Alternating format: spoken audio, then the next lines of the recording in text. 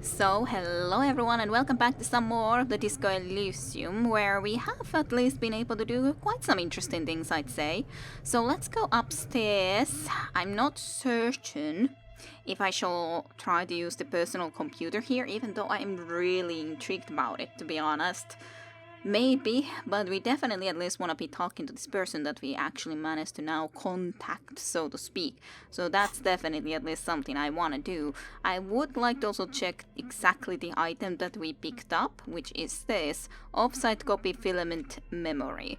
The cube-like crisscross of filaments feels oddly fragile in your hand, its intricate structure still cold to the touch.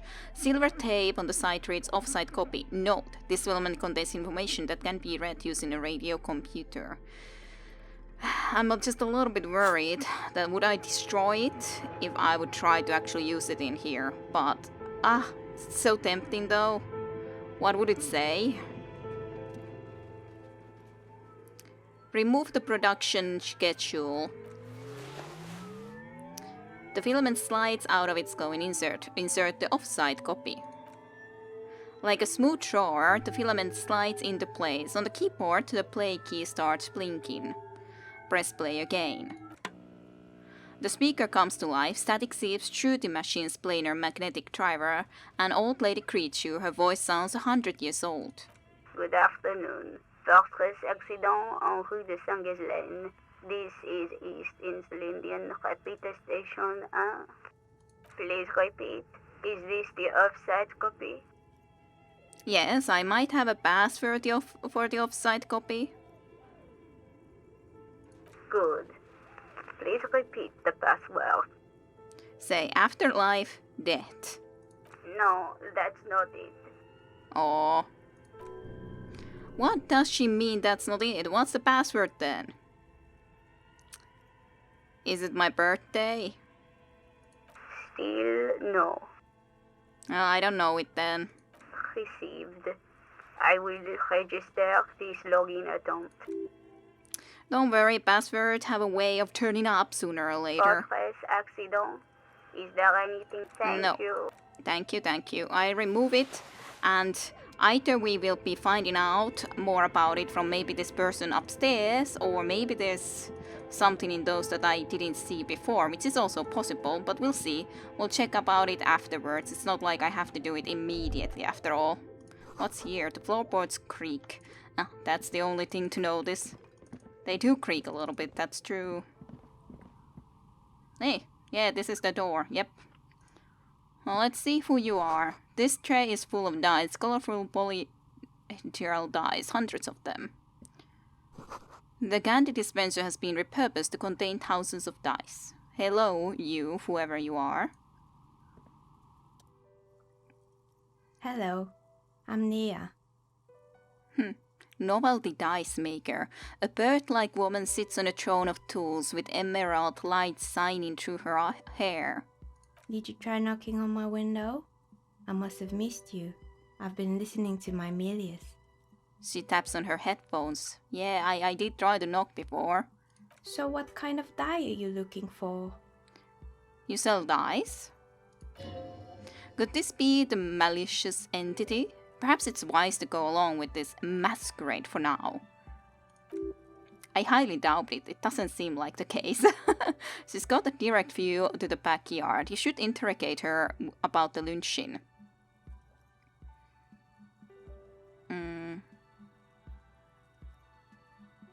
Hold on. What do you mean by milieux? Yes, a Melia is like a call-in station. You need a two-way radio to access one. That's why I have these. She pats the headphones on the table. Alright. Mostly, they just teach you to swear in different languages. But some of the stations can be quite interesting. I was so absorbed, I must have missed you knocking. But yeah, you must have confused me with someone else. I haven't knocked on your window, just the door. Then how did you get inside? By the south entrance? You know what? It doesn't even matter. What matters is that you're finally here. Let's talk dice. Did you have something specific in mind? She blinks. But yeah, you just go and walk through the window, rather, apparently, when we came the other way around. So why are you asking about the dice? I'm a novelty dice maker. Tell me the name of your role-playing system and I'll make the die you need. That's why you're here, yes? She says, that's kinda cool. I would like to have some dice from you. As she speaks, her bone-like fingers fiddle with a ring, her bones light, but her hands strong.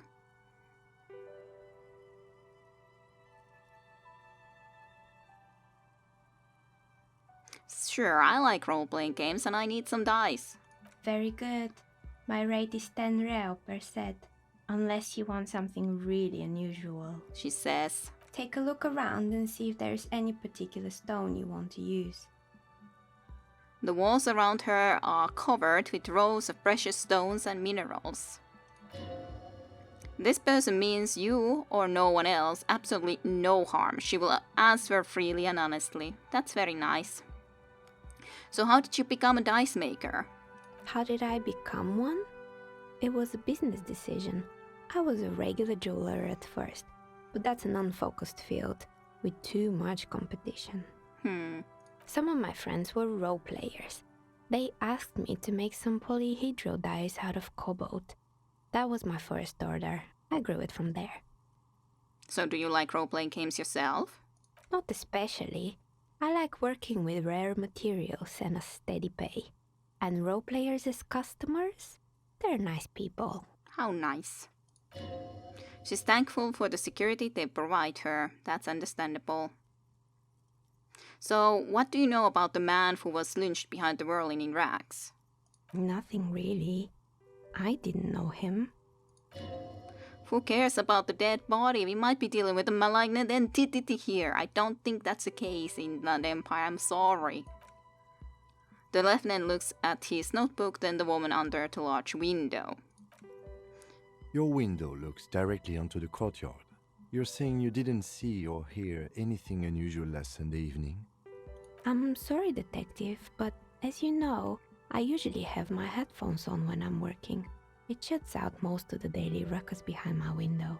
What do you mean by the daily ruckus?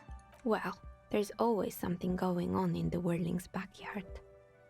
She stops to try and come up with an example. During daytime, there are usually those kids. And lately, I've been seeing a lot of drunk workers hanging about. Must be because of the strike. Makes sense. She's not sorry to disappoint you. Informing on someone in a murder investigation would intrude upon her focused existence. But I never saw anyone during that fateful Sunday night, I'm afraid. She looks up to the window, pale light comes in. And you never took your eyes off the work to look out of the window. I might have, but in this case, all I would have seen is my own reflection staring back from the darkness. She admits. It's light here, but dark in the yard at night. Yep, makes sense. It's really hard to make anything out in the yard when it's dark outside. Besides, I rarely get up to look out the window when I'm in the zone. Makes sense. Success. This person values focus above all. She keeps her sharp sight on the instruments before her. So do you often work Sunday nights? It's an odd profession, making dice for people. But I like it, and I prefer doing this to sitting at home. Makes sense. So I see. Thank you for your answers. She nods. Anything else, officer? So, hey, where are we anyway? What is this place? Look around the room. We're inside the chimney of an old central furnace. It's strange, I know. She looks at the ruddy bricks that make up the walls. Even though they've been repainted, there are still signs of a coal-blacked soot here and there. But when I arrived here, all the other rooms were taken, so I had to build myself a makeshift home. Besides, I don't really have to pay any rent here, so that's a plus. Makes sense, yeah. Plaisance was right. There's an entity living in the chimney. You should ask her about the curse. Does it mean she's unlawfully occupying a part of the house? Shameful! Creative. The lieutenant looks around the spacious room, its ceiling fading into shadows above. I've heard this place is cursed. Did you know that people call it the doomed commercial area? I've heard the stories, but I don't think those stories are true. She nods as the wind howls in from furnace shaft above.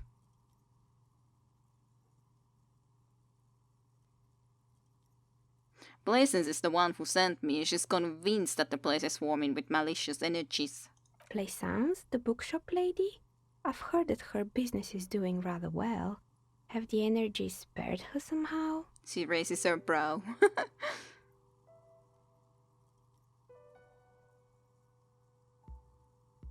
Hmm.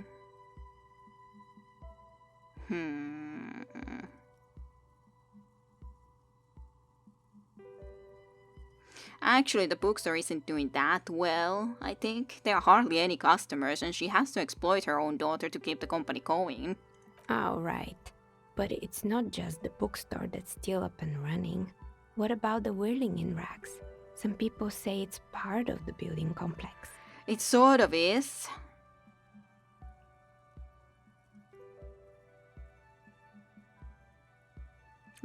That's about us. That's so about us. Because we have trouble paying our bills. Yes, but it's still a separate building. The malicious energies can't reach there. Totally. And then there is me. Looking at her messy work table, all kinds of tools lie here there scattered, from knives to carvings, files to fire cutters. I've been here for 14 years, selling novelty dice to role-playing enthusiasts. Not exactly a million-real business idea, yet somehow I've survived despite the talk of malicious energies. Strange, isn't it? Very strange. It's because she's in cahoots with the demons.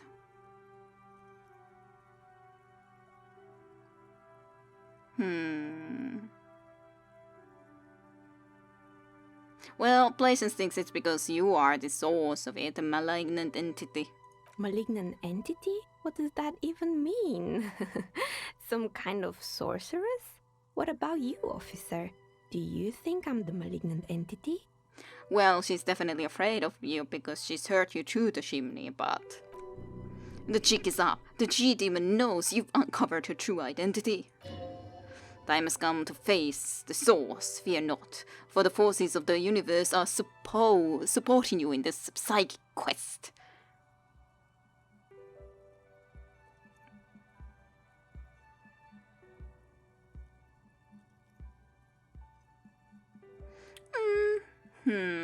I'll go for the not sure option, I think. Honestly, I'm still not sure. This world is a bustling place. Is it now? I've always thought it's a rather mundane and boring place with no supernatural surprises in sight. She squints at you from her desk. Well, if you ever find a way to explain all those inconsistencies in the curse, let me know. She turns back to her work. Plaisance is not going to like what you have to tell her. Legendary shivers. Why hasn't her business failed? Now that is a good question. Do you know what happened to the other tenants? Everyone else is gone. More or less. Are you interested in anyone specific? She adjusts the yellow scarf that covers her hair. Oh, quite a lot of them spring to mind. Rats scuttle in the dark rooms under the abandoned blow dryers and dusty mannequins. Gobwebs cover rotors and radio computers alike. So much failure. Well, I found the building's intercom, but it's not really working. Let's go from here. Oh, right. I hope you didn't try to ring me. She rubs her forehead. Her scarf has left a faint line on the dusky skin. I probably did. I think none of those doorbells work, including mine. I'm still in the middle of connecting the wires. Sorry about the confusion. The doorbell with the empty name guard must belong to her then. Yeah, probably. So... You're telling me that the doorbell with the empty name guard was yours? That's right. I haven't even written my name there. As I said, it's quite useless right now. It doesn't work yet. But this is the important one. A strange thing happened when I tried calling a company named Slipstream SCA. Someone answered. It can't be true. They don't work here anymore. They've been gone for years. She looks like she doesn't really believe you. Are you sure it was Slipstream SCA? Was it a woman? Maybe it was Plaisance from the bookstore. She said she was from the Tricentennial Electrics. Tricentennial Electrics? There's a moment before she recognizes the name. It used to be a major electric company 100 years ago. Are you sure it wasn't just some kids playing a prank on you? I am certain. No, it was something else. It was eerie.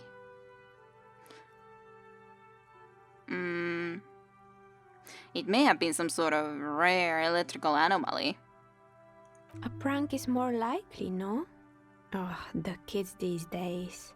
We were just one of them, and now they're terrorizing us. No solidarity. She shakes her head. East Delta Pinball, is that now the whirling? Yes, I guess so. The arcade is an ancient failure.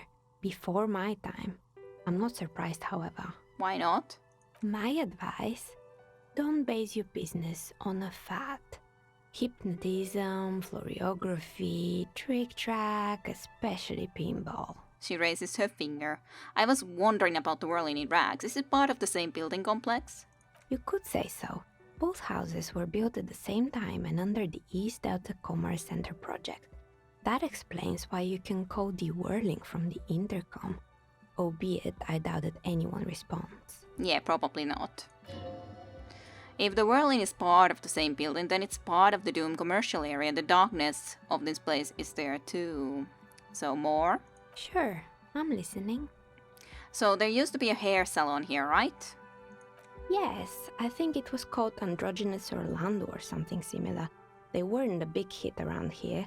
Turns out that working class men don't like genderless haircuts. They're scared of that word. That sounds weird. You wouldn't like it either. The others would laugh at you. I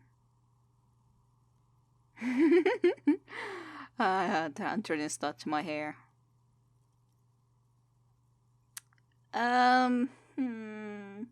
What's wrong with a bit of experimenting? The customer should have been more open-minded.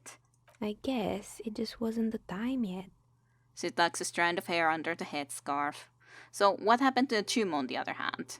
It wasn't merely a gym, it was Artemitep's boxing club. A community project created to steer at-risk youth away from drugs and crime. Cool. A shame that it's not working anymore. Maybe that's what Kuno needs, a community-centric boxing club. That sounds good. Kuno? Who's Kuno? Her eyes narrow in the dim light.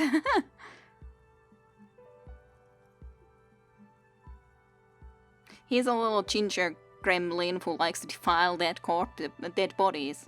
Oh yes, you mean the kid with the sailor's mouth. Yes, I've heard him yelling profanities in the backyard. She looks out the window. It's oddly quiet there at the moment. I think it would take more than a gym to help that kid. Maybe. And who was Artemitep? A kind man from Zemsk. I heard he had some trouble with the law when he was younger, and that's why he wanted to start the gym, as his way of giving back. Aw, would have sounded nice. So, judging from the kids I've met so far, it didn't really work, did it? What a shame. It didn't. If anything, it made the youth situation in Martinez even worse. At some point, someone started a rumor that the punching bag downstairs was full of amphetamines. Aw. You should have known it. It's not really full of that. No one would store their trucks like that. Eventually, the coalition took away the funding and the club went bankrupt. This was a few years ago. It's gotten much more peaceful around the plaza ever since. Good still, a shame. So what's up with the broken windows? Oh, this one's a mess. There used to be a company that promised to repair windows 24 hours a day. What could go wrong with this one, right? 24 hours a day, that's... well... Turns out The business was actually set up as a front for an illicit group that was producing snuff medias. Who would have guessed? Yeah, to be honest, like, who would make that sort of a, like, where they just, yeah, we're ready to repair any window that is broken 24 hours a day, whenever, and wherever. And they never cleaned up the debris either. Now it's just littering the hallway and I have no idea how to get rid of it on my own.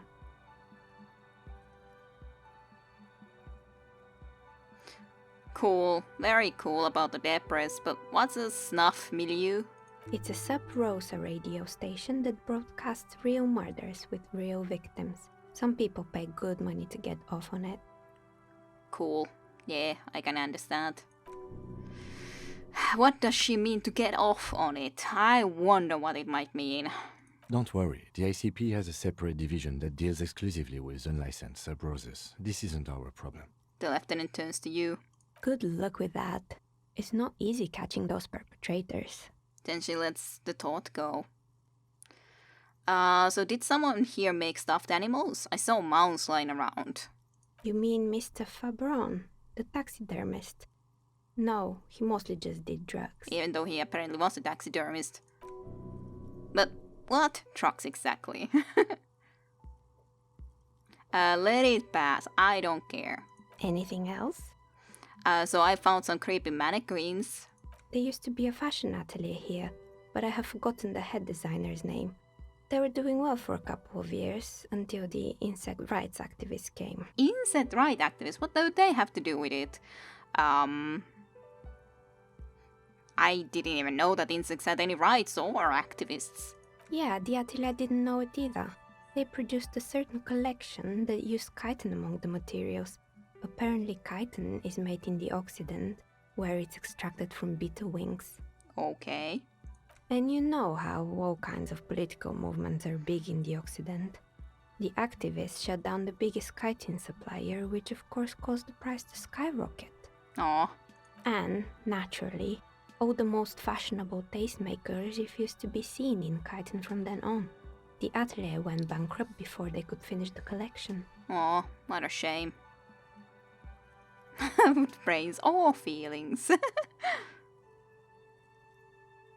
I like insects. Insects aren't bad, at least most of them, even if some of them are very not fun to look at the very least, or have in your home is more specifically. But like the cockroaches or something like that, or beetles too, I like. That is a weird idea, I do have to say. So they got what they deserved. Making clothes out of beetle wings is a terrible idea. At least it had some spark to it. Most young designers just combine lace with leather and call it original. She sits in her simple workwear shirt. Gotcha. As she sits around, you notice several dead flies on the windowsill in front of her. Her legs up, they are not moving. Anything else?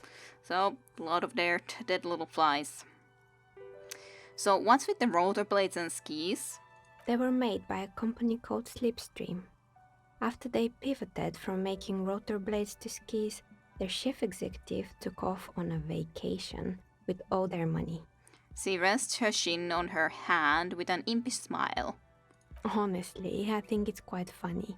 I think he's still sending out holiday transmissions from Tulula or Tiumotiri or Hashtkor or wherever he is. Interesting. Interesting. What do these transmissions say? The usual, I imagine. That he's been thinking up all kinds of new business plans and can't wait to get started on them just as soon as he returns. Her smile widens before she sees the lieutenant's face behind you. Men like that are a curse. The lieutenant is stern. Sure, but Slipstream is history now. All their remaining assets got seized by the bailiffs in 47. I have no idea why those skis and blades are still lying around in the house. Not much use now, I guess. I guess so. They were just props. Why return to them?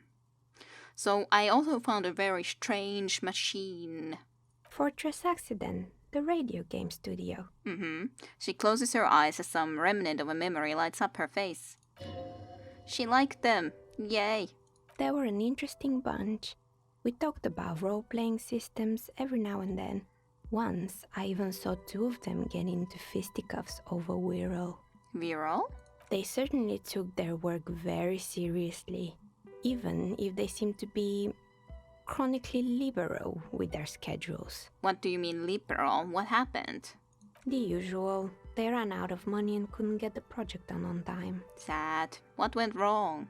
Well, I did hear them talking at times. She looks at the hallway as if she can still hear them chit-chat behind the curtains on cigarette breaks. They seemed to believe they were historical individuals on some grand quest. Okay. From what I've seen so far of the project, it did look quite impressive. Yes, but when the money started to run out, they just began to complain a lot about capitalism. You know, how the markets are rigged to keep out new businesses and so on. In the end, they just didn't get it done. They didn't have enough willpower to produce something truly historic and to show up to work on time. She's right, showing up to work on time is important. Showing up to work on time is hard. No, scratch that. Showing up to work at all is difficult, especially if you've been drinking. Indeed.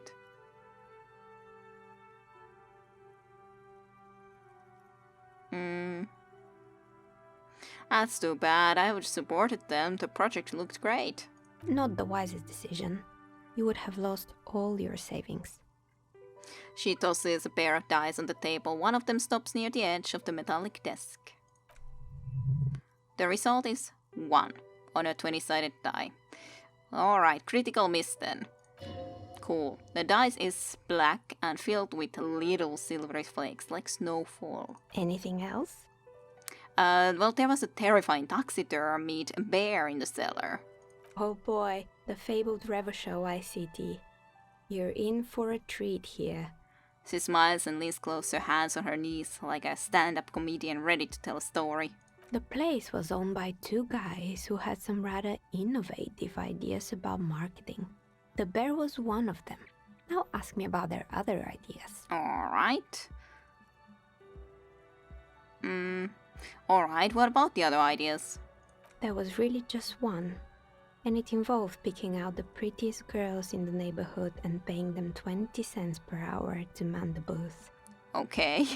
And by man the booth, I mean slump behind the counter with a face that could maim you if you ever dared to disturb their bored magazine browsing. She leans back, disapproving. Sounds like she really didn't like those girls. Does seem like it. Fritta does the same thing. It definitely does. I was thinking about her immediately after hearing her say that.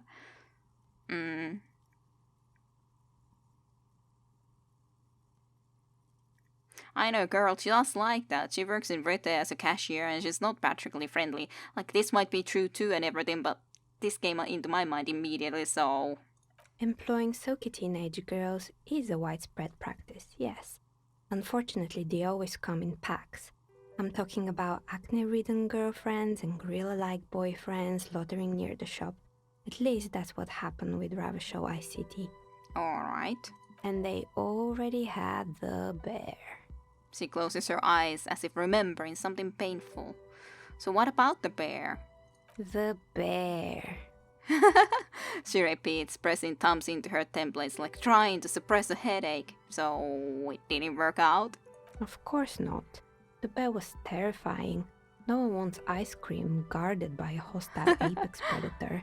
To make matters worse, the fridge didn't work too well either, and half the ice cream came out malformed and partially melted. That's a shame. Eventually, Revachol ICT lost the price war to its rival, Glacé 5000. Glacé 5000 sold caramel sundaes for only 5 cents a piece, out of regular fridges. What a shame.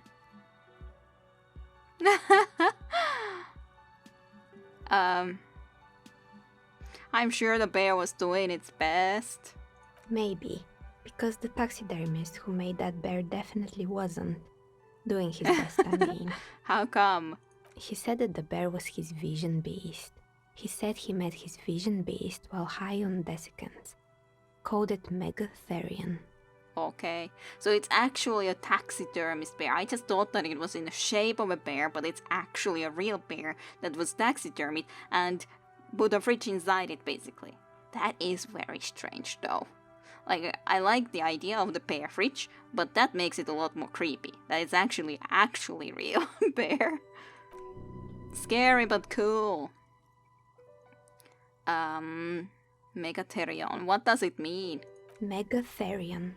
A mega wild beast. Not the dice maker. So what's a mega wild beast? It's an imaginary beast that guides you through life. Okay, By telling you to do more drugs, mostly. I guess so. A wise and noble beast guiding you towards a land where the streets are paved with drugs. Well, I don't do drugs. Very good. You shouldn't do them. You're a police officer after all. Not the dice maker, yeah. Anyway, now you know the story of the fallen ice cream empire. She seems almost sad, finishing the story. Some dust beams swirl in the afternoon air. Her eyes follow it idly. Little sparkling embers under the window. Outside, it's light. Light scatters from the low-hanging cloud cover. There's always a thread of snow. Anything else? Another failed business, perhaps? I've been here for a long time. I have more questions about the intercom, do I, though? I'm pretty sure it still doesn't work, but sure. Yeah, I'm nothing. listening. Good. I hope it clarified things a bit. What else? Let's leave for a little bit. Let me see. I do have at least some more shivers. Like, one of my clothes gave shivers. I'm certain of that. But it's just a question of what the heck was it, because I don't remember from memory. That gives me a lot of some shivers at least. That necktie. I'll just put that there because I'm usually using it. And surely something else. Something else. Just something. Little bit. I was thinking that one of the jackets should have been bonus to shivers. And so it was. Nothing more, I'm pretty sure, but at least gives us a slight more chance. Oh, it's you again. Are Yeah, you looking for a die? not a great chance, but at least a little chance. Maybe we'll try to buy one set first and then she likes us more. I'd like to order a die from you, though. Of course. Tell me what you have in mind. She notes this is what she's here for.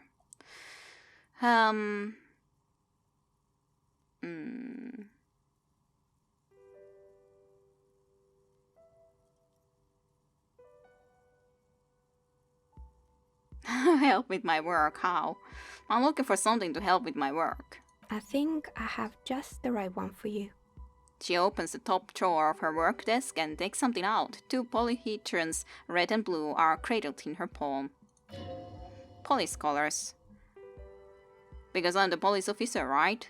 Not the most original, I know. But sometimes the obvious choice is obvious because it's best. She smiles almost apologetically. Here, catch. They're a gift from me. Aw, you gift. She tosses you the dice.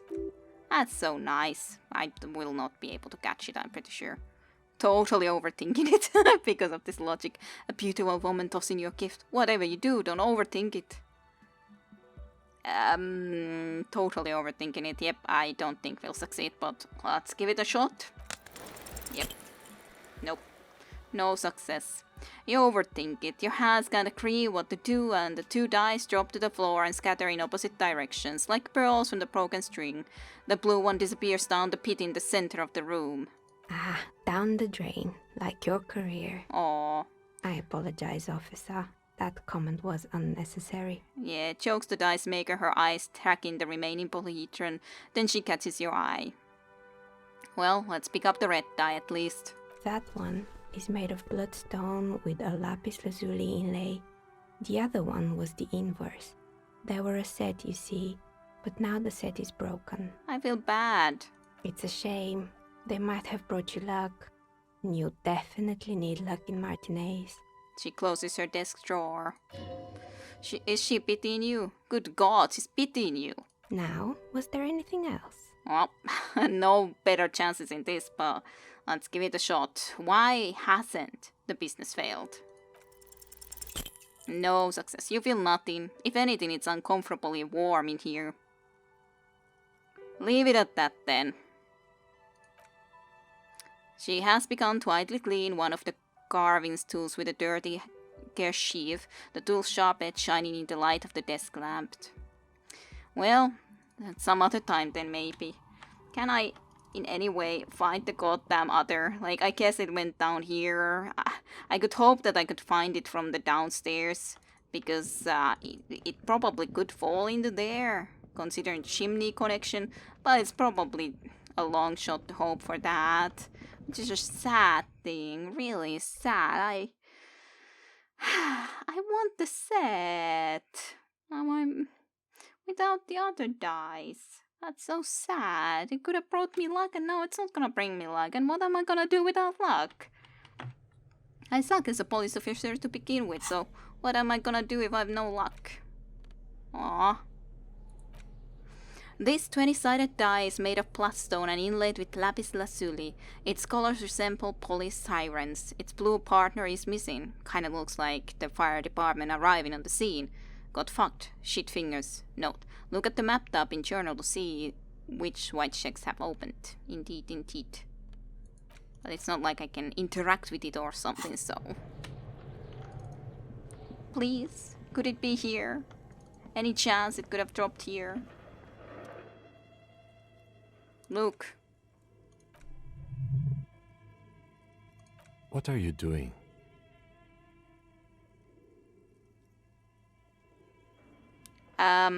Wait, really?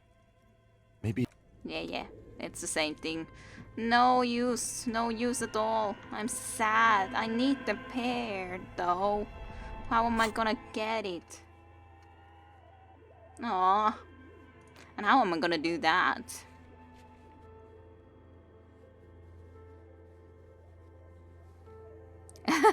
Dolores Day was fond of figurines. She deserves more. You should offer her any and all you have one day if you meet her in person. What an odd task to give yourself, but here we are. Indeed. How the heck am I gonna do that either? I don't know. Somehow, I guess. Someday. Maybe. I could have, of course, tried to do the Shivers quest immediately again if I just put 1 point into Shivers, but I think there's other things we wanna try to do first. At least that's my opinion about the matter. Other important things to do.